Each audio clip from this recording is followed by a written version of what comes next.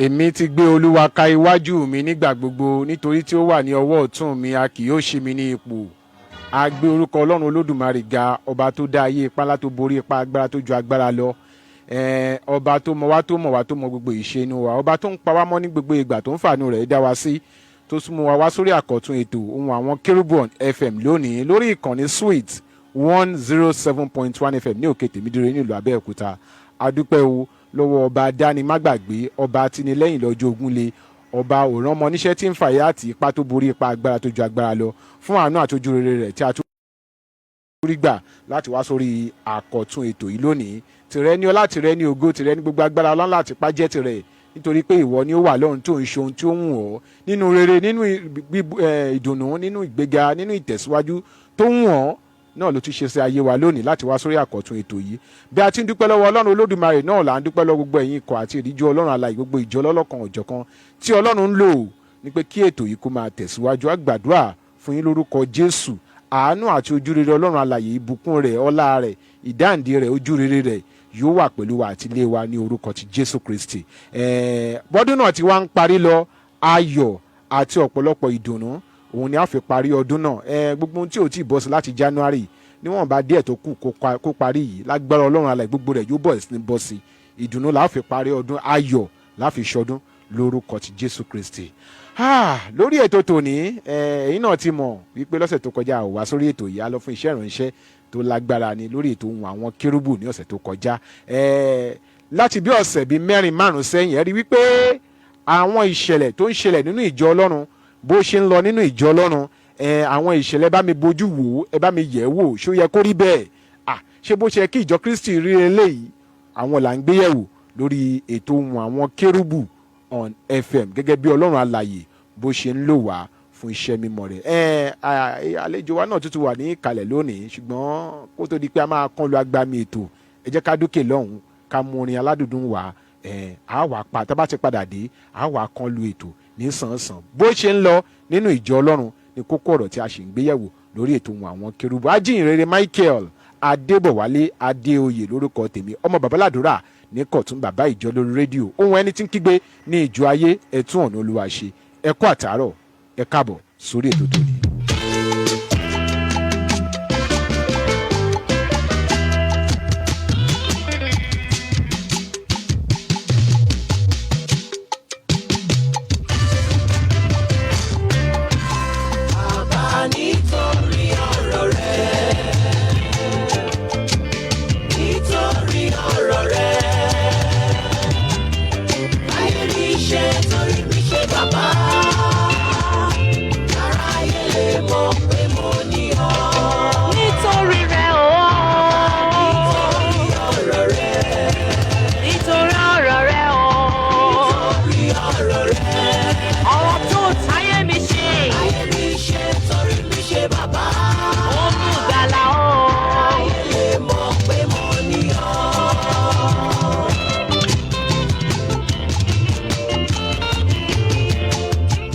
Ẹni nípasẹ̀ ọ̀rọ̀ rẹ̀ ládá ayé, lẹ́yìn rẹ̀ a kò sì dá ohun kan mọ́ nínú ohun tí a dá. Nínú rẹ̀ ni ìyè wà, ìyè sì ni ìmọ́lẹ̀ aráyé, ìmọ́lẹ̀ náà sì mọ́lẹ̀, òkùnkùn kan kò sì lè borí rẹ̀. Káàbọ̀ lẹ́ẹ̀kan sí sórí ètò Ohun Àwọn Kerubu on FM. Ẹ̀yin lọ sórí péèjì wa Ohun Àwọn Kerubu, sórí Facebook page Ohun Àwọn Kerubu on Ohun Àwọn Kerubu concept. Ẹ ṣáà táìpù ẹ̀ Ohun Àwọn Kerubu concept, ẹ ó máa wò wá kétékété níbẹ̀ bá a ṣe ń ṣètò yìí lọ́wọ́lọ́wọ́. Ẹ ní àǹfààní láti comment, ẹ ní àǹfààní láti pè wọlé sórí ètò yìí láti béèrè àbí láti dá sí àwọn nǹkan tí à ń ṣe lórí ètò tòní. Bàbá wa tí wọ́n jẹ́ àlejò pàtàkì fún ètò tòní, àwọn ni wọ́n jẹ́ ọ̀kan lára àwọn ìránṣẹ́ Ọlọ́run láti agbo mímọ́ Sacred C&S Church Òṣìẹ̀lẹ̀ Parish, ìjọ Sẹ́ráfù àkọ́kọ́ ní ilẹ̀ Ẹ̀gbá tó wà ní Àgọ́ Ìdó ní Òṣìẹ̀lẹ̀ ní Abẹ́òkúta ní ìpínlẹ̀ Ògùn tí a wà yìí. Ó dà pé 99 la ṣe lọ́dún yìí, tó bá dọdún tó ń bọ̀ 100 ni. Apostoli Ebenezer Adeniyi Adekunle, àwọn ni àlejò wa lórí ètò tòní. Ẹ káàbọ̀ sórí ètò bàbá wa. Ẹ kúlé olóòtú àti gbogbo ọmọ Nàìjíríà, kí wa kú àsìkò yìí, kí Ọlọ́run kó túbọ̀ fi ayọ̀ rẹ̀ kó fi kúnnú ayé wa àmín àti ẹbí wa àmín a ó sì gúnlẹ̀ ọdún yìí láyọ̀ àti àlàáfíà. àmín. ìdílé ńkọ́ ńbẹ̀? àlàáfíà la wà. ìjọ ọlọ́run alààyè ńkọ́? à ń dúpẹ́ lọ́wọ́ ọlọ́run. mo sọ lẹ́ẹ̀kan mo ní dàpẹ́ 99 láṣẹ lọ́dún yìí tó bá dọdún tó bá ṣe 100. pẹ̀lú orí ọ̀fẹ́ ọlọ́run bí kristi bá fa bíbọ̀ rẹ̀ sẹ́yìn a jọ péjú ìyìn kristi nìkan. àmín àmín àmín. bàbá wa bó ṣe ń lọ nínú ìjọ ọlọ́run òun ni àwọn nǹkan tá a ti ń gbé yẹ̀wò láti bí ọ̀sẹ̀ púpọ̀ sẹ́yìn lórí ètò Ohun Àwọn Kérúbù. àǹtí rántí láti àgọ́ òkú wọ́n kọ ìwé sí iléeṣẹ́ Ohun Àwọn Kérúbù concept. wọ́n ní nínú chọ́ọ̀chì wọn wọ́n ṣòfin wípé ẹnikẹ́ni ò gbọ́dọ̀ lọ fẹ́yàn láti tà, ní pé inú chọ́ọ̀chì náà ti gbọ́dọ̀ máa fẹ́ èèyàn, ní pé inú chọ́ọ̀chì ni wọ́n ti gbọ́dọ̀ máa fẹ́ èèyàn. nínú chọ́ọ̀chì tá a dẹ̀ ti náwọn àǹtí bíi 36 37 38 táwọn bírọ́dà tó dẹ̀ wà nínú chọ́ọ̀chì tí wọn ò fẹ́ wọn tó ẹ pé tó bá ti fẹ́ táwọn bá ti fẹ́ márì báyìí wọn á dọ́gbọ́n ṣe bí ẹni kúrò ní chọ́ọ̀chì wọn á lọ márì ní ìta, wọn ìyá ní wá chọ́ọ̀chì mọ́. àwọn sísítà dẹ́kun ní chọ́ọ̀chì ńbẹ̀, chọ́ọ̀chì dẹ̀ ń sọ wípé àwọn ò gbọ́dọ̀ lọ márì láti ìta, pé inú chọ́ọ̀chì ńbẹ̀ náà ni wọ́n ti gbọ́dọ̀ márì. èyí tó wá ṣe ní láàánú jù pé láìpẹ́ yìí nínú àwọn sisters náà ti wà nínú chọ́ọ̀chì wọ́n wá fẹ́ dàbí pé bí ìgbà táwọn wá fẹ́ dọ́gbọ́n ta sí àgẹ̀rẹ̀ díẹ̀, àwọn wá lọ lóyún fẹ́lòmíì láti ìta ní chọ́ọ̀chì bá sọ pé ẹnikẹ́ni ò gbọ́dọ̀ lọ kí wọn o, ẹnikẹ́ni nígbà tán bímọ ẹnikẹ́ni ò gbọ́dọ̀ lọ kí wọn, ẹnikẹ́ni ò gbọ́dọ̀ ta wọn lọ́rẹ, ẹnikẹ́ni ò gbọ́dọ̀ lọ kí bá wọn ṣe, ẹnikẹ́ni ò gbọ́dọ̀ lọ síbi ìkómọ. ṣé Kristi náà là ń sìn? ìgbà wo ni ìjọba dé level yìí? kí ni ọ̀rọ̀ Ọlọ́run sọ nípa rẹ̀? ọ̀rọ̀ rí o bàbá wa.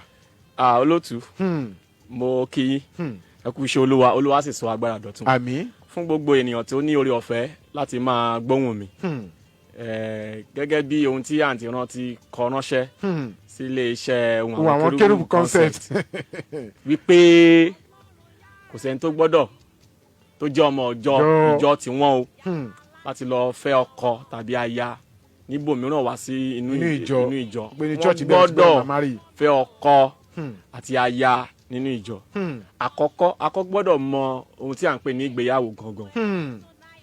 ìgbéyàwó jẹ́ ìpapọ̀ ọkùnrin àti obìnrin tó ti bàlágà. mi Yorùbá yẹn ò dán lẹ́nu mi dáadáa. coming together of a matured, underline the word matured, male and female. tábàdí ẹ̀ sọ nípa bàlágà yìí ní maturity yìí a máa wò ní physical, a máa wò ní spiritual, a dẹ̀ máa wò let me use emotional. ṣé ọkùnrin yìí ó ti bàlágà tó nínú ẹ̀mí? ṣó ti dáńtọ́? bẹ́ẹ̀ ni ṣó ti dáńtọ́ ní tara. then tí àwọn ìmọ̀lára kan the emotions aspect of it ṣó ti bàlágà. ohun tí à ń pè ní ìgbéyàwó nìyẹn. Ọlọ́run ló sì fìdí ẹ̀ kalẹ̀ nínú ìwé Genesis. so ẹ má jẹ́ ká lọ sí ibẹ̀ yẹn ká máa fi àkókò ṣòfò. ìlànà náà a tún gbọ́dọ̀ mọ ohun tí à ń pè ní ìlànà tí àwọn olóyìnbó ń pè ní doctrine.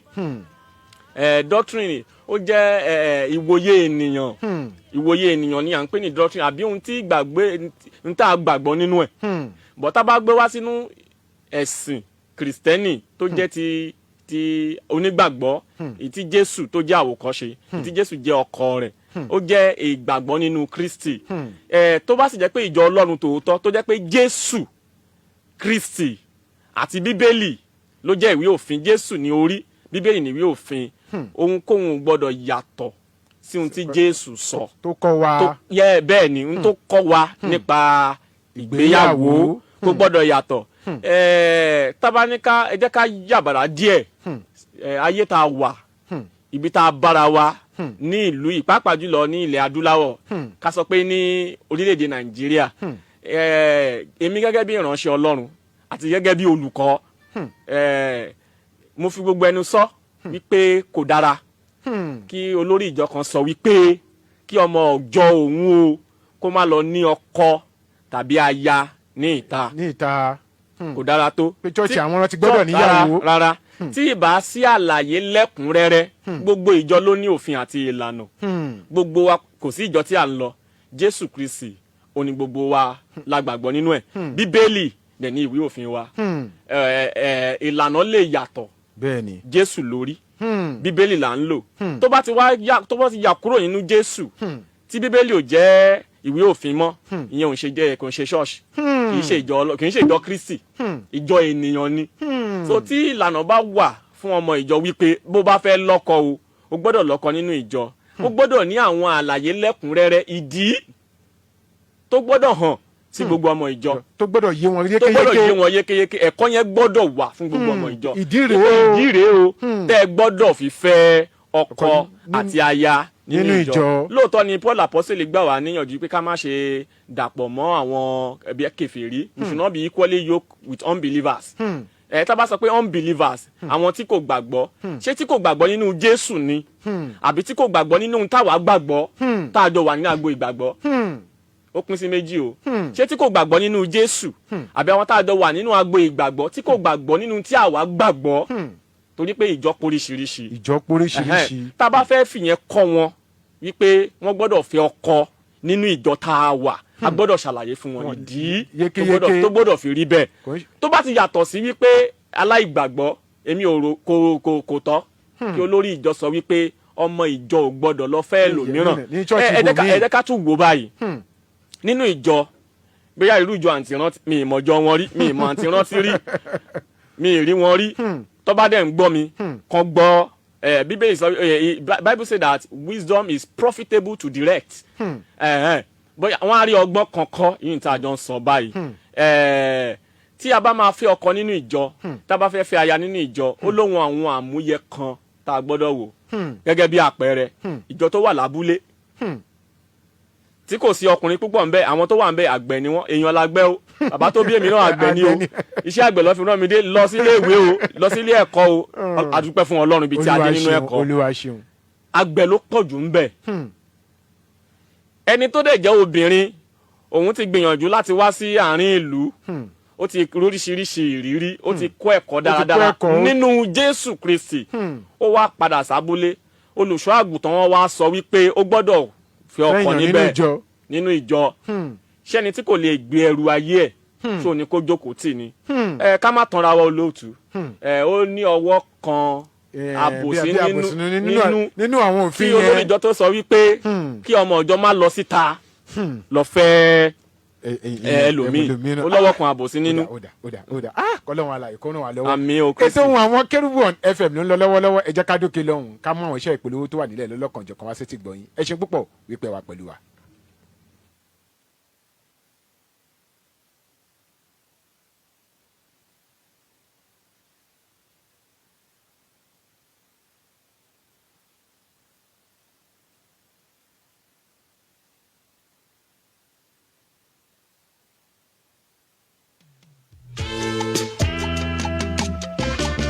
sí ìkéde pàtàkì yìí, Heirs of God C&S Church Throne of Grace Ebenezer Model Parish ń pe gbogbo ènìyàn sí ìpàgọ́ àdúrà ọlọ́dọọdún ti ọdún 2025 annual convention Dominion Ìjẹgàba ní àkòrí. Ìṣọ́ òru Paul and Silas night yóò wáyé ní ọjọ́ Friday 28th of November ní aago 10 alẹ́ 10 p.m. Ministers Conference Seminar pẹ̀lú Jesus Market yóò tẹ̀lé ní ọjọ́ Saturday 29th of November ní aago 10 alẹ́ 10 p.m. Ìsìndúpẹ́ ní kíkún Convention Thanksgiving ní a ó fi kásẹ̀ gbogbo rẹ̀ nílẹ̀ ní ọjọ́ ìsinmi Sunday November 30, 2025 ní aago 11 òwúrọ̀ 11 a.m. nínú ilé ìjọsìn Heirs of God C&S Church tó wà ní My 6 OGTV Road Ìlógbò Abẹ́òkúta. Margaret Kazeem Abolade Evergreen Pillar of Praise Pastor Mayowa Falola Pastor Abayomi Oluga Prophetic Evangelist Ekunla Davis Pastor Kunle Adeniran ni wọn yóò máa ṣiṣẹ́ ìránṣẹ́ níbẹ̀. Pastor Gbero Adeoye ní olùgbàlejò. Senior Elder Apostle A.A. Dọ̀pẹ̀mú Chairman Amazing Grace District Church Council. Jésù lolúwa.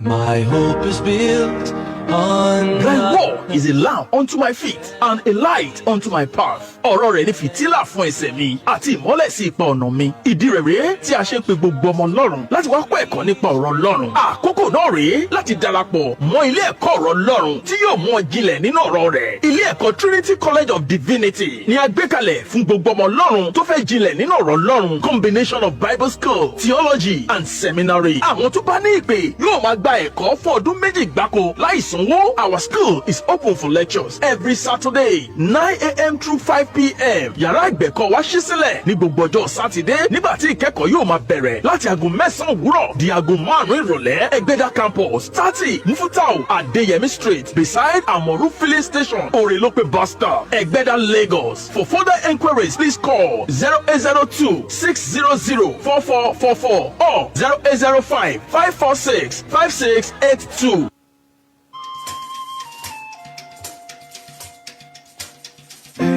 káráyé gbọ́ ìgbà yẹ kù sí dẹ̀dẹ̀ ẹ jẹ́ ká sìn Jésù. ètò Ohun Àwọn Kérúbù on FM ló ń lọ lọ́wọ́lọ́wọ́ lórí ìkànnì Sweet 107.1 FM ní òkè tèmídire nílùú Abẹ́òkúta. Kí là ń gbéyẹ̀wò lórí ètò tòní? Òun ni ọ̀rọ̀ tó ń lọ lọ́wọ́lọ́wọ́ nínú ìjọ Ọlọ́run. Ìjọ Ọlọ́run kan àǹtí rántí láti àgọ́ òkú wọ́n fìwé ránṣẹ́ sílé iṣẹ́ Ohun Àwọn Kérúbù concept wípé nínú ìjọ àwọn wọ́n ṣòfin wípé kí àwọn ọmọ ọ̀jọ́ kan má lọ márì nínú chọ́ọ̀chì míì láti ta nínú chọ́ọ̀chì náà ti gbọ́dọ̀ máa márì chọ́ọ̀chì tá a ti ní bí ọmọ 36 years 37 38 kí la fẹ́ kàn ṣe táwọn ọkùnrin bá fẹ́ wá márì wọn ò ní fẹ́ àwọn sisters nínú church wọn á lọ fẹ́ wọn níta àwọn ya kúkú fọgbọ́n yẹn kúrò ní church ṣùgbọ́n láìpẹ́ yìí wọ́n ní sister kan bímọ àwọn lọ lóyún láti ta wọ́n á bímọ church wa sọ pé nígbà tó ń bímọ yẹn ẹnikẹ́ni ò gbọ́dọ̀ lọ kí wọn o wọn ò gbọ́dọ̀ rà kankan fún wọn o wọn ò gbọ́dọ̀ lọ sí ìjọkó mọ́ o ìjọ gbọ́dọ̀ ní kankan ṣe pẹ̀lú wọn nítorí pé wọn ò tẹ̀lé òfin àti ìlànà ìjọ ẹ wo ibi tí ìjọ tún bára rẹ̀ báyìí ìdí nìyí tá fi ní bàbá wa lórí ètò bàbá tó ń jẹ́ ọ̀kan lára àwọn ìránṣẹ́ Ọlọ́run láti àgbè mímọ́ Sacred C&S Church Òṣìẹ̀lẹ̀ Parish ìjọ Sẹ́ráfù àkọ́kọ́ ní ìlú Ẹ̀gbá láti àgọ́ ìdó tó wà ní Òṣìẹ̀lẹ̀ ní Abẹ́òkúta ní Ogun State. Apostle Ebenezer Adeniyi Adekunle àwọn ni àlejò wa bàbá wa ẹ̀kọ́ àtótónu àtẹ̀kan. ẹ ṣe olóòtú. ẹ ń tẹ̀síwájú lọ lórí kókó rẹ̀. ní ìtẹ̀síwájú lórí wípé ọmọ ọjọ́ ò gbọ́dọ̀ lọ fẹ́ ọkọ tàbí aya ní ìjọ mi. Ìjọ tó bá wà wípé wọn ò gbọ́dọ̀ fẹ́ ọkọ níbòmíì a jẹ́ wípé wọ́n lẹ̀ka ìjọ tó pọ̀ wọ́n ní ọmọ ìjọ tó pọ̀ wọ́n dẹ̀ ní gbogbo àmúyẹ tó jẹ́ kí ènìyàn ní tó jẹ́ kí ìṣẹ̀dá Ọlọ́run ní nínú Kristi wọ́n ní wọn nínú ìjọ wọn tí kò bá wá sírú ẹ̀ o tí kò sí pé ẹ̀ka bóyá ibì kan péré agboolé kan ló wà àbí ìpínlẹ̀ kan ló wà àbí ìbílẹ̀ kan ló wà kò dáa tó láti ṣerú òfin bẹ́ẹ̀ wípé kí wọ́n má fi ọkọ tàbí fẹ́ aya láti bòmíì pàápàá jùlọ ó tako ohun tí ìwé mímọ́ yìí kọ́ wa gẹ́gẹ́ bí Paul Apostle ti sọ ní ìwé Gálátíà orí 3 ẹsẹ̀ 28 ó ní kò lè sí Hélénì kò lè sí Júù gbogbo wa ti jẹ́ ọ̀kan tó tá bá jẹ́ ọ̀kan nínú Kristi kí ló wá fà á tá a máa sọ wípé kí ọmọ ìjọ kó máa lọ fẹ́ ẹlòmíràn láti church ibòmíì níbi tó ti rí tí Ọlọ́run sọ pé ẹni yìí ni mo yàn fún ẹ àbí ká bí irú olùṣọ́ àgùntàn bẹ́ẹ̀ àbí adarí ìjọ bẹ́ẹ̀ wípé ṣé Ọlọ́run ló sọ òfin yẹn fún wọn ni o àbí àọ̀dámọ̀ tiwọn òun ni wípé kí wọ́n sọ fún ọmọ ìjọ wọn pé kí wọ́n máa fẹ́ ọkọ níbòmíì ìkejì ni wípé adípé ó tako ìṣọ̀kan nínú Kristi ó tako ìṣọ̀kan torí pé kò sí Júù mọ́ kò sí Hélénì kò gbogbo àti jẹ́ ọ̀kan nínú Kristi ìkejì ni pé ó tún tako ìfẹ́ Ọlọ́run ó tako ìfẹ́ Ọlọ́run ìfẹ́ ni Kristi ló fi wá everything is about foundation of everything is founded on love orí ìṣọ̀kan orí ìfẹ́ ni gbogbo ẹ̀ wà so ẹni tí ẹni kí n fẹ́ nínú ìjọ mi kò ṣe ẹni tí mo nífẹ̀ẹ́ kò ṣe ẹni tó Ọlọ́run yàn fún mi kò ṣe ẹni tó Ọlọ́run yàn fún mi so kò lè jẹ́ ìfẹ́ mi tó tako ìṣọ̀kan ó tako ìfẹ́ ohun tí wọ́n ní ẹnìkan lọ lóyún láti ta bí ó ti pẹ́ torí ó ti pẹ́ tí ó ti wà ńbẹ̀ ó dàbí ẹni tó wà létí odò Bethsaida ni fún 38 years ó ti sú ó ti rẹ̀ obìnrin dẹ̀ nìyí ilé obìnrin ṣú o ká má parọ́ tọ́ra wa o ọ̀tọ̀láyé àdúrà ọ̀tọ̀láyé ẹ̀mí ọ̀tọ̀láyé ohun tó yẹ káwa gan ṣe fúnra wa pàápàá tásìkò yẹn bá ti kọjá ó ti kọjá nìyẹn ó ti kọjá èmi bá sọ wípé tí ènìyàn fi gbérú ìgbésẹ̀ bá yẹn kò dára tó bí n bá mọ orú ẹni bẹ́ẹ̀ máa bá a wí ohun tó jẹ́ kẹ́niyẹn ṣe ni wípé ṣàdúrà ń ṣàmí lọ́rọ̀ Ọlọ́run tó bá sọ pé bá a ṣe ń ṣe níbí rèé tí kò dẹ̀ bá ohun tó wà nínú Bíbélì mu ó ṣe ló yẹ kéèyàn rárá gbé báàgì ẹ̀ Bíbélì gan gba ọmọ Jésù gba àwọn ọmọ lẹ́yìn ẹ̀ ó gbà wọ́n ní ìmọ̀ràn ó ní ilé tẹ́ bá sọ pé àlàáfíà tí kò bá ó ní ká ẹ gbọ́n bàtà yín leave the place peacefully so that you will not sin against the will of God you will not sin against God you will not sin against your creator ṣé ló yẹ kí ẹnìyẹn rárá kúrò níbẹ̀ wọ́n lọ síbi némi o wọ́n lọ síbi némi o ọmọ á jẹun ìyàwó á jẹun ọkọ á tọ́jú aya ẹ̀ kò sí nínú ìjọ òkun kò sí nǹkan kan mo gbàdúrà yìí pé Ọlọ́run á túbọ̀ fún wa ní ìmọ́lẹ̀ Ọlọ́run á jẹ́ kí ọ̀rọ̀ ẹ̀ kó yé wa kí àwọn ọmọ ìjọ pàápàá jùlọ kí wọ́n dẹ́kun dádì sọ wípé pásítọ̀ sọ wípé káwọn náà wádìí ohun gbogbo nǹkan tí bíbélì ohun sọ. tí bíbélì sọ. àwọn tí wọn ò lè kọ tí wọn ò lè kà wọ́n lè gbọ́ lórí rédíò. àwọn tí wọn ò lè kọ tí wọn ò lè kà wọ́n lẹ́yìn tó lè kà ládùúgbò wọn. kán sọ pé kán máa kà sáwọn létí ohun tí bíbélì sọ nípa gbogbo ìṣẹ̀lẹ̀. kì í ṣe dáàdì wípé bàbá sọ wípé ìyá sọ wípé rárá o ká wádìí ohun gbogbo dájú òun ni bíbélì sọ. ọlọ́run yóò wà pẹ̀lú wa. àmín. ẹ jẹ́ ká tún dékè lọ́hùn náà tá a bá ti kọjá sápá kejì á wá sójú òpó lẹ̀ gbogbo àwa tá a fẹ́ dá sí ọ̀rọ̀ tó ń lọ lọ́wọ́lọ́wọ́ lórí ètò Ohun Àwọn Kérúbù tòní ẹ wàá pè wọlé ẹ tá a bá ti bọ́ sí ìpele kejì ẹ ṣe púpọ̀ wípé wà pẹ̀lú wa. ká fàyè lẹ̀ ká sin Jésù olùṣe wa yẹn olùṣe wa yẹn jọ̀wọ́ wá ṣe wa yẹn fọ́rùn. tẹ́tí sí ìkéde pàtàkì yìí Heads of God C&S Church Throne of Grace Ebenezer Model Parish ń pe gbogbo ènìyàn sí ìpàgọ́ àdúrà ọlọ́dọọdún ti ọdún 2025 annual convention Dominion Ìjẹgàba ní àkòrí ìṣọ́òru Paul and Silas night yóò wáyé ní ọjọ́ Friday 28 of November ní aago 10 10 p.m. Ministers Conference Seminar pẹ̀lú Jesus Market yóò tẹ̀lé ní ọjọ́ Saturday 29 of November ní aago 10 p.m. ìsìndúpẹ́ ní kíkún Convention Thanksgiving ní a ó fi kásẹ̀ gbogbo rẹ̀ nílẹ̀ ní ọjọ́ ìsinmi Sunday November 30 2025 ní aago 11 òwúrọ̀ 11 a.m. nínú ilé ìjọsìn Heads of God C&S Church tó wà ní My 6 OGTV Road Ìlógbò Abẹ́òkúta. Margaret Kazeem Abolade Evergreen Pillar of Praise Pastor Mayowa Falola Pastor Abayomi Oluga Prophetic Evangelist Ekunla Davis Pastor Kunle Adeniran ni wọn yóò máa ṣiṣẹ́ ìránṣẹ́ níbẹ̀. Pastor Gbero Adeoye ní olùgbàlejò Senior Elder Apostle A.A. Dọ̀pẹ̀mú Chairman Amazing Grace District Church Council Jésù lolúwa.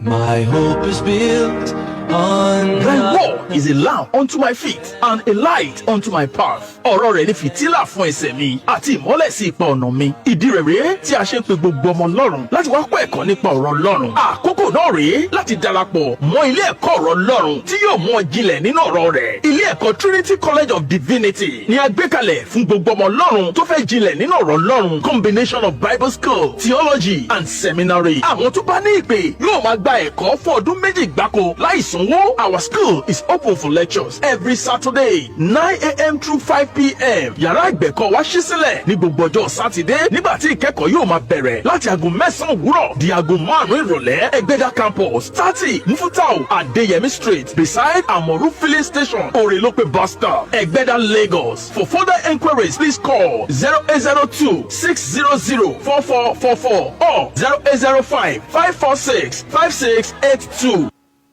Báyé kù sí dẹ̀dẹ̀, ẹ jẹ́ ká sin Jésù káyé tó lọ.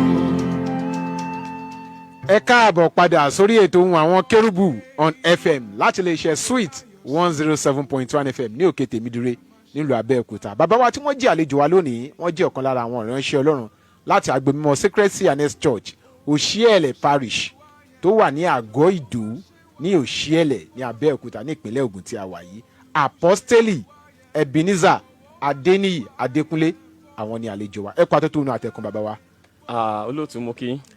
ẹ̀yin tí ẹ bá fẹ́ pè wọlé sórí ètò tòní tẹ́ ẹ fẹ́ dá sí ètò tó ń lọ lọ́wọ́lọ́wọ́ ẹ ní àǹfààní láti pè sórí nọ́mbà yìí 0707 316 0403 0707 316 0403 tàbí 0812 411 3677 0812 411 3677 ní nọ́mbà tẹ́ ní àǹfààní láti pèsè láti dá sí ètò tó ń lọ lọ́wọ́lọ́wọ́ Ọlọ́run alààyè á jùmọ̀ wá pẹ̀lú gbogbo wa.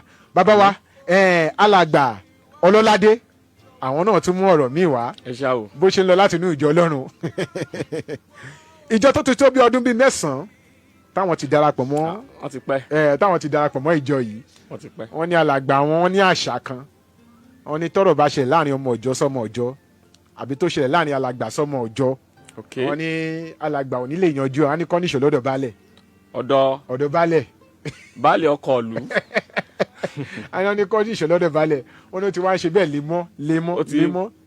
lemọ́ kò sígbà tọ́rọ̀ ṣẹlẹ̀ bóyá láàrin ọmọ ọjọ́ sọmọ ọjọ́ àbí láàrin alàgbà sọmọ ọjọ́ wọn ní kọ́jú ìṣọ̀lọ́dọ̀ balẹ̀ ló máa ń yanjú àfíẹ́sì ìjọ báwo ni ìjọ tún ṣe dé irú ipò tá a wà yìí. kí ọlọ́run kó ṣàánú wa. àmín.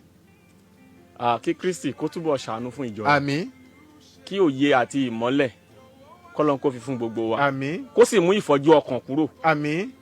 ìfọ́jú ọkàn yẹn gan-an ó jẹ́ gbòógì nínú tó ń dààmú ọ̀pọ̀lọpọ̀ onígbàgbọ́. òye ọ̀rọ̀ ọlọ́run ọ̀pọ̀lọpọ̀ wa là ń kà á kò yé ọ̀pọ̀lọpọ̀ náà tó ń kọ́ kò yé wọn. irọ́ tá à ń pa fún gbogbo èèyàn ni wípé ẹ̀mí sọ fún mi. ẹ̀mí sọ pé. ẹ̀mí wí pé báyìí ni ẹ̀mí wí nígbà tí ẹ̀mí ò sọ nǹkan kan. ó kù díẹ̀ káàtó o kó jẹ́ wípé ọ̀rọ̀ tó bá ṣẹlẹ̀ nínú ìjọ baálẹ̀ ló máa yanjú ẹ̀. la yanjú ẹ̀ nítara. ó túmọ̀ sí wípé olórí ìjọ yẹn kò sí ọgbọ́n púpọ̀ àmúyẹ adarí kò sí fún wọn. Paul apostole náà gbà wá níyànjú. hello. ẹni tó bá fẹ́. hello. ẹ kọ́ lẹ́sà. ó rè mí té. hello.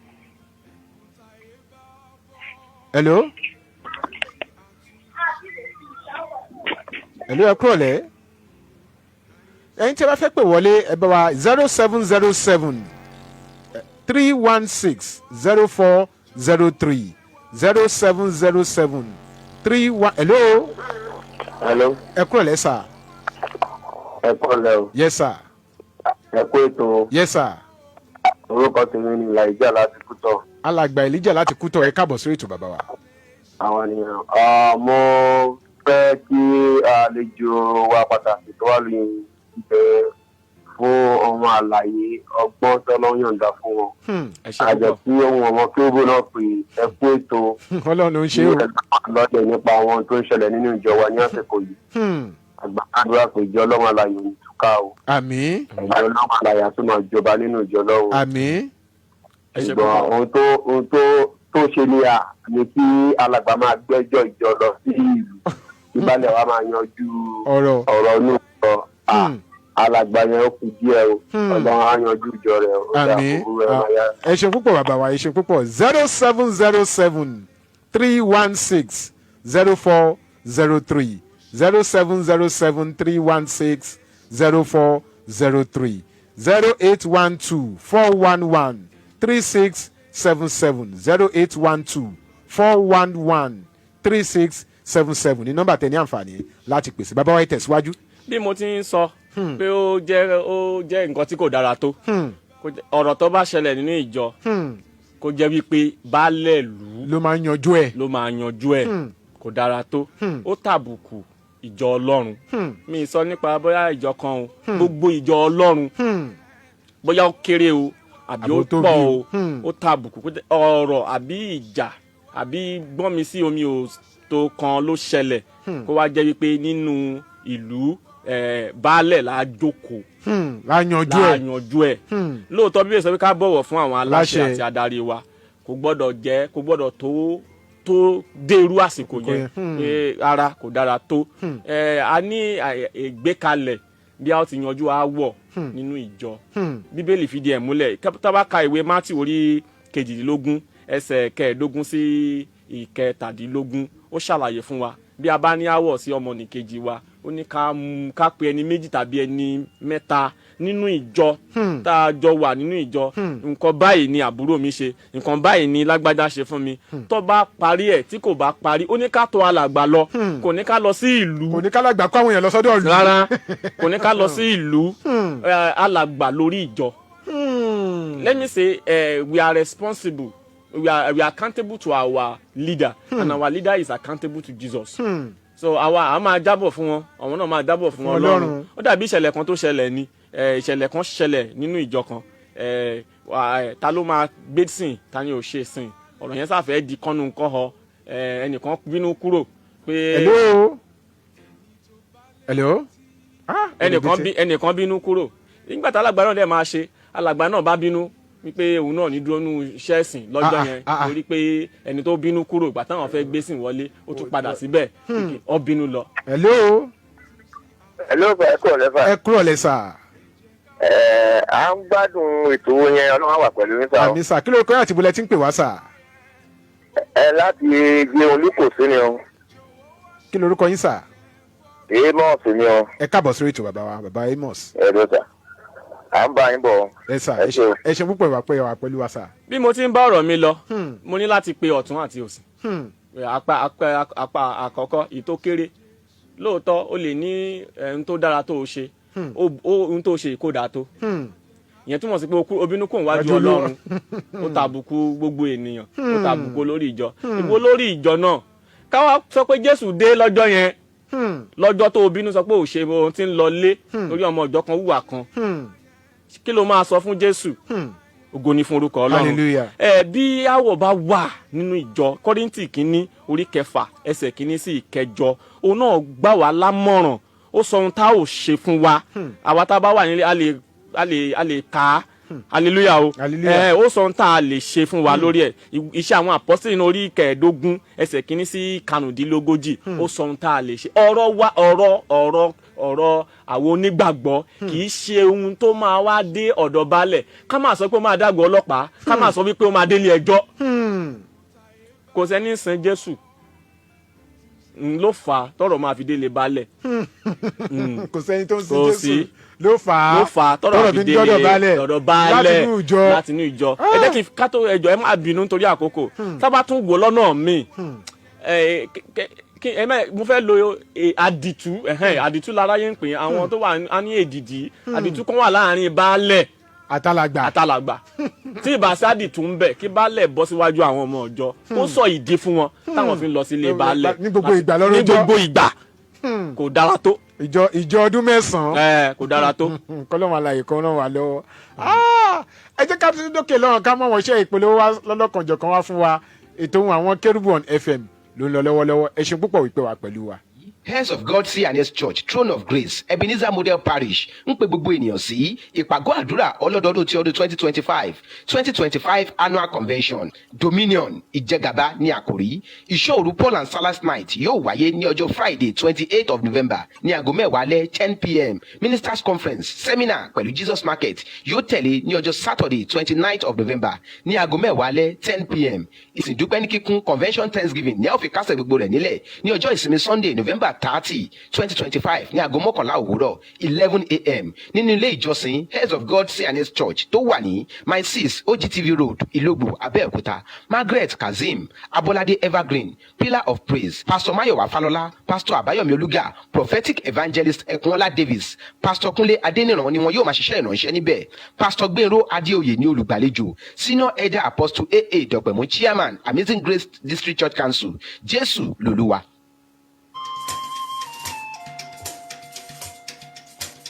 ẹ̀yin aráyé gbọ́ ìgbáyé kù sí dẹ̀dẹ̀ ẹ jẹ́ ká. ẹ káàbọ̀ padà sórí ètò Ohun Awon Kerubu ká gbọ́ ìgbà ayé kù sí dẹ̀dẹ̀ bó ṣe ń lọ nínú ìjọ Ọlọ́run àwọn àrà tá à ń dá nínú chọ́ọ̀chì àwọn ipa tá à ń kó àwọn iṣẹ́ koríko tá à ń ṣe tá là ń ṣiṣẹ́ wúrà òun là ń gbé yẹ̀wò lórí ètò Ohun Awon Kerubu on FM tòní 0707 316 0403 0707 316 0403 0812 411 3677 0812 411 3677 ní nọ́mbà tẹ̀ ní àǹfààní láti pè sí bí bá ṣe ń pè wọlé a ó gbé ìpè yín bí bá ṣe pè wọlé bàbá wa apostoli hello.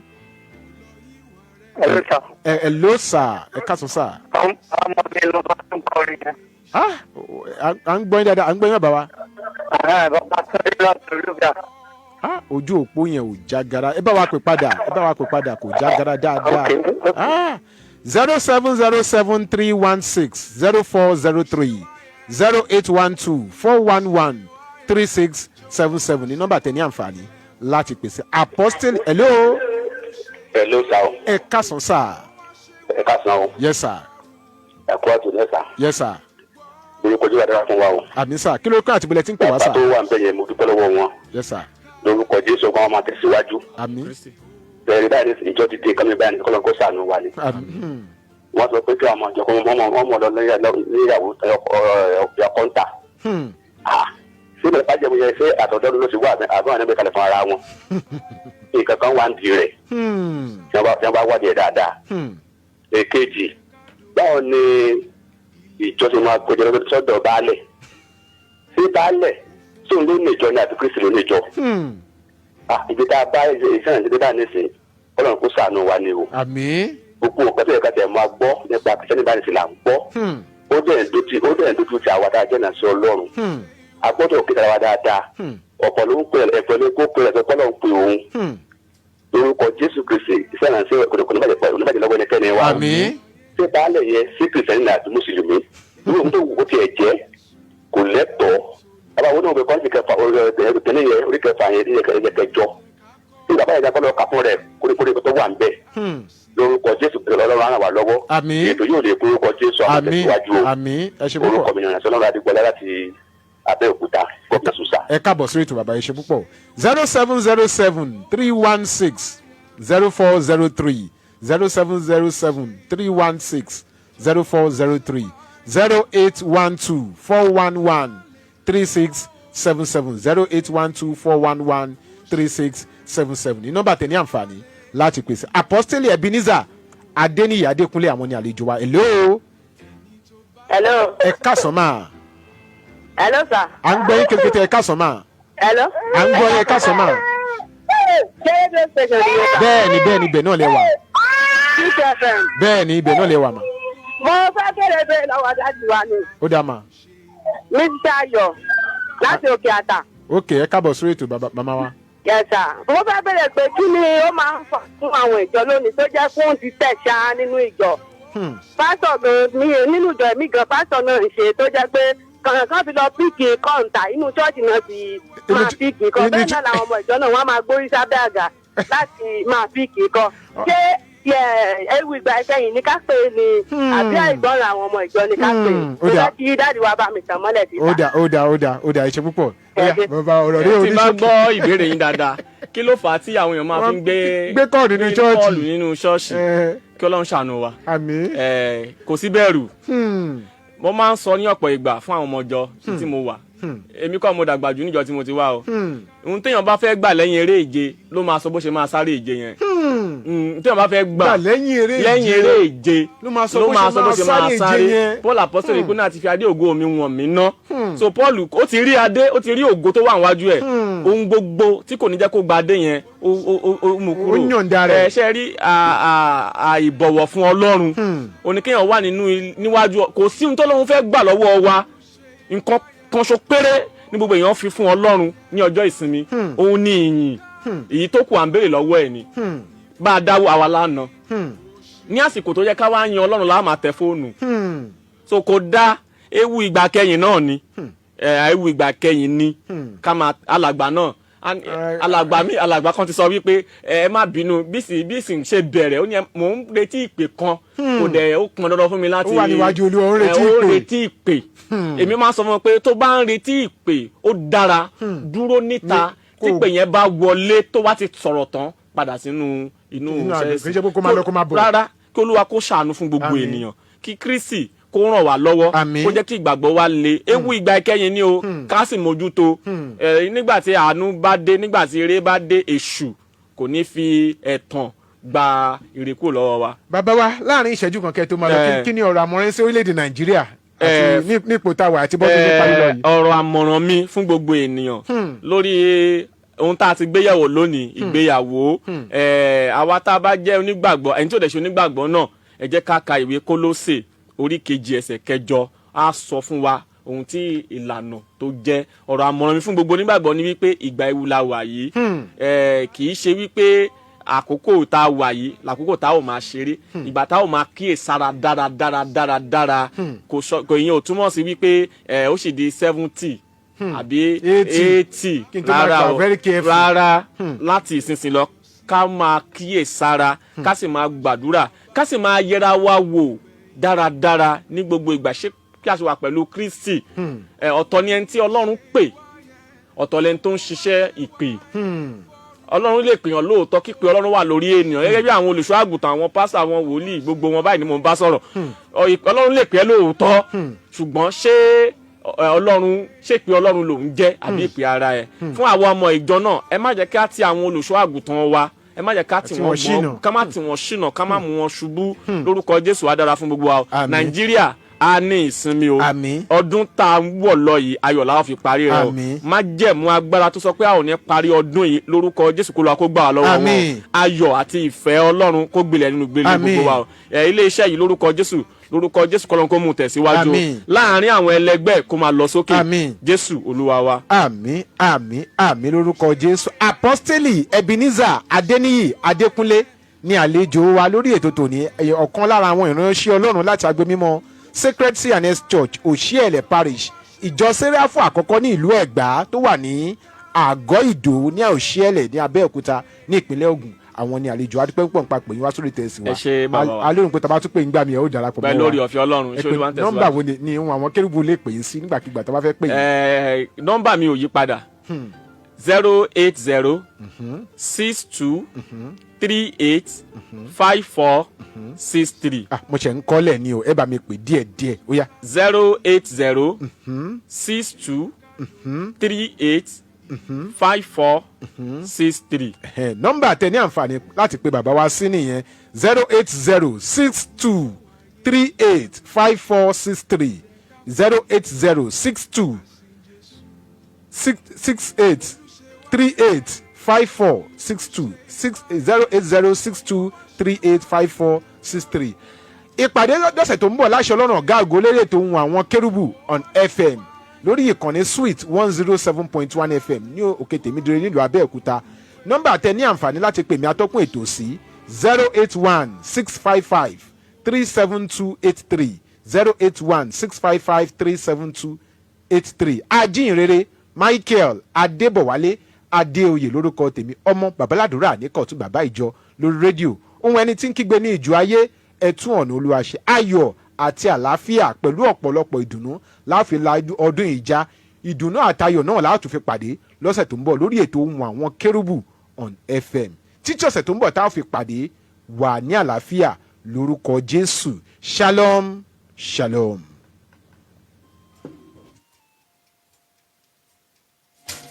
Ẹ̀yin aráyé gbọ́.